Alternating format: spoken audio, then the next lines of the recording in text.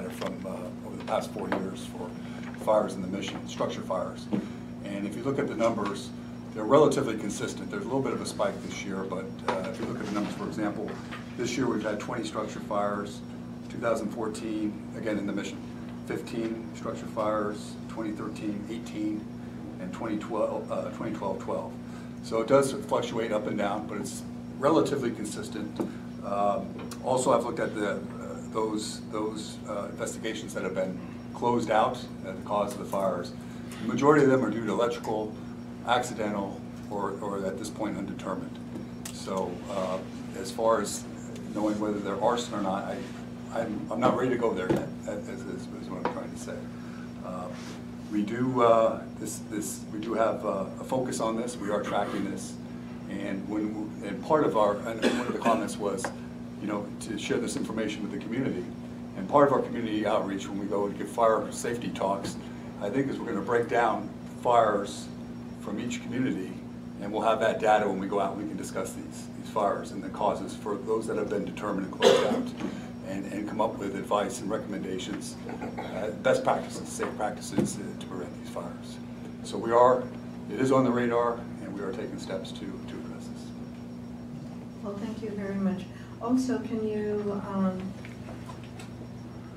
give us some feedback on how things are going in terms of the previous backlog and arson investigations? Absolutely. The overall backlog number is, now backlog, these are fire investigations that are active. So that doesn't mean they have not been, they're not being processed at this time. So they're in the works at this time. So the overall number is 325. And that's for the whole city? That's for the whole city. And it was at a high at one point of 407. That was 6 or 7 weeks ago. So that number is trending in the right direction. That's a reduction for the last 2 weeks now of 13. And we also have to keep in mind, as we're reducing these numbers, we're investigating new fires. So over that same time period, we've opened up 13 new fire investigation reports. Yeah. So there's a delta there of 26 we've processed over the last 2 weeks.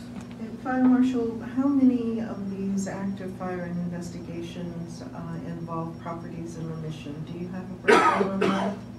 Because I think that might be helpful, particularly if of this number? Yes. I'm sorry, I don't have that at this time. Well, I can get that for you. That would be good, because particularly if the chief of the department is going to be going on air with Marcos Gutierrez, I think it would be very helpful. Absolutely. And also, I've received a number of calls related to arson in the mission, and I was like, well, I haven't heard anything about this, because I knew that we did have, late last year, we had a number of active arsonists who have been taken off the street, thank goodness.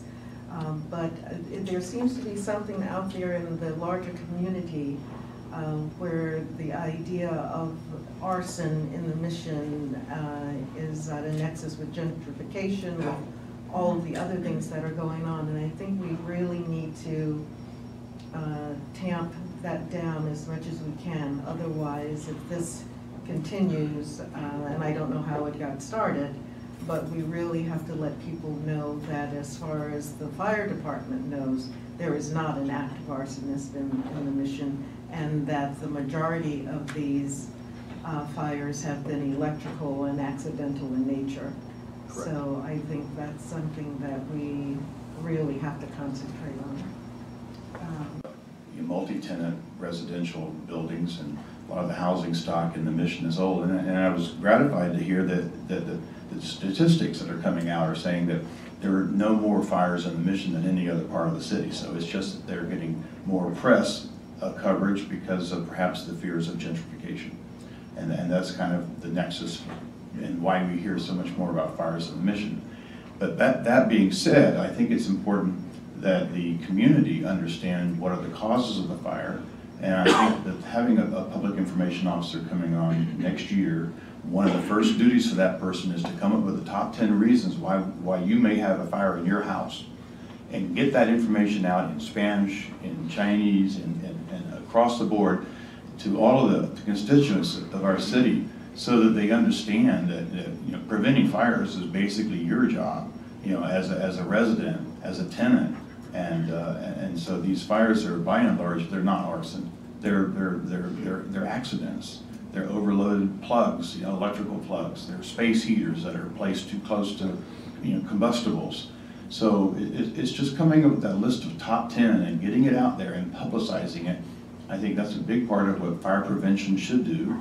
And I would promote that and support that. And I think my fellow commissioners would do the same. So whatever resources you need to do that, we need to know what it is. I appreciate you meeting with me specifically to talk about this problem this morning. And I'd like to, you know, and I appreciate the fact that you said you will have a plan of action, if you will, that you can share with us and with the public by the middle of next month. So that's going to be important. It's a big issue on the radar screen for a lot of people in the community. We want to allay their fears that we're not addressing the problem. We want to address the problem, we want to explain the problem, and we want to tell the communities, both in the mission and throughout the city, how you can prevent fires in your buildings. So understanding the whole process, understanding the inspection process, how often the buildings get inspected, that's all part of the transparency that I think this issue must have. And I appreciate your willingness to put that information together. Absolutely.